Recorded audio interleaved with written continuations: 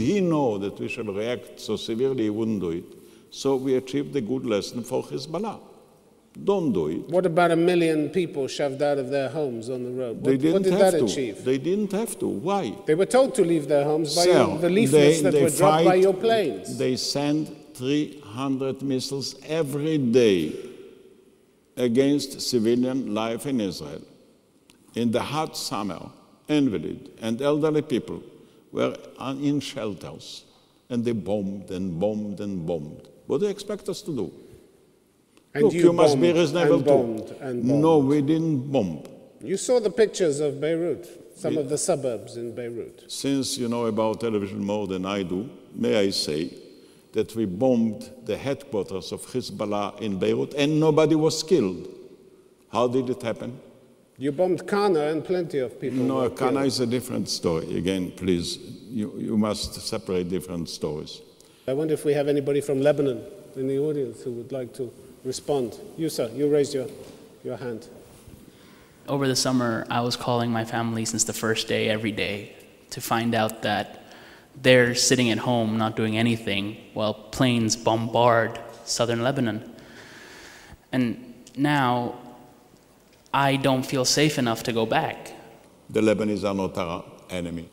We don't have any claim about Lebanon. We don't want the Lebanese land. We don't want the Lebanese water. We don't want to mix in the Lebanese politics. We want to see a united, integrated Lebanon, a peaceful Lebanon. For years and years, our relations were superb, as you know. And then a foreign body came in.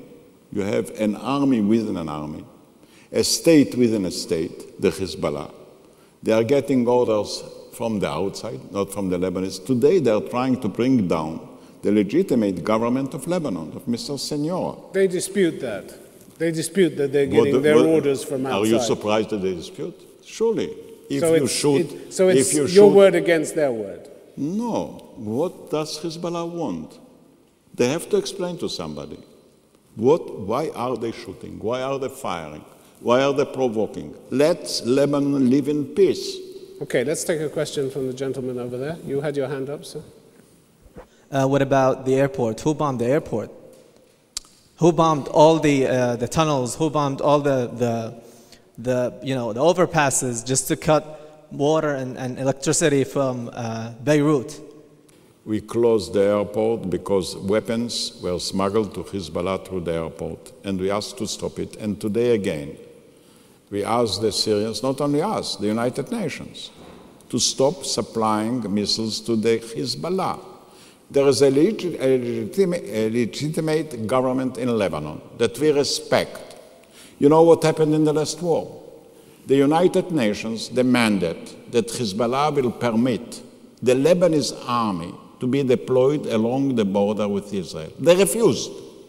Only in the last war, they were forced to leave the border and hand it over to the legitimate army of Lebanon. But what happened when the United Nations also asked Israel to withdraw?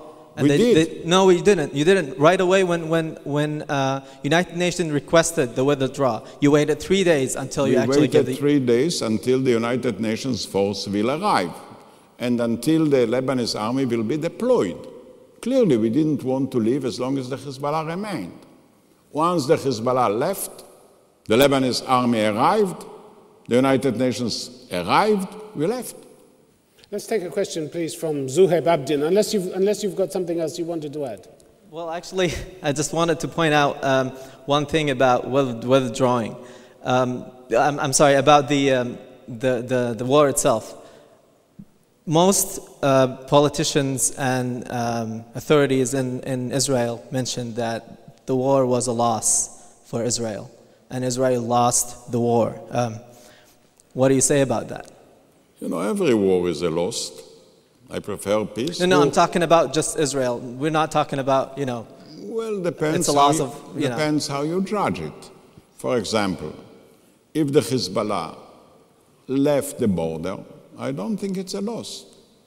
If fire stopped, I don't think it's a loss. And even if Nasrallah says that he didn't expect such a reaction, so he learned a lesson.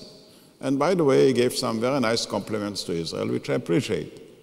He says, look, a country, maybe they have gotten some mistakes, but they have the guts to correct it publicly. We don't say that Israel never committed a mistake. We do. We correct it. But let me say one thing to all of you. You must understand deeply and profoundly that Israel is in search of peace. We don't look for territories. We don't want to govern any other nation. We would like to see our neighbors enjoying life, enjoying peace, and we are convinced the better they will have it, the better neighbors we shall have. This is the basic assumption. As we gave back all the land, all the water, all the oil to Egypt, as we gave back all the land, all the water to Jordan, what does it show? You must understand it, otherwise you will live on rumors, on propaganda. And I'm speaking on behalf of my people, which I'm convinced want peace.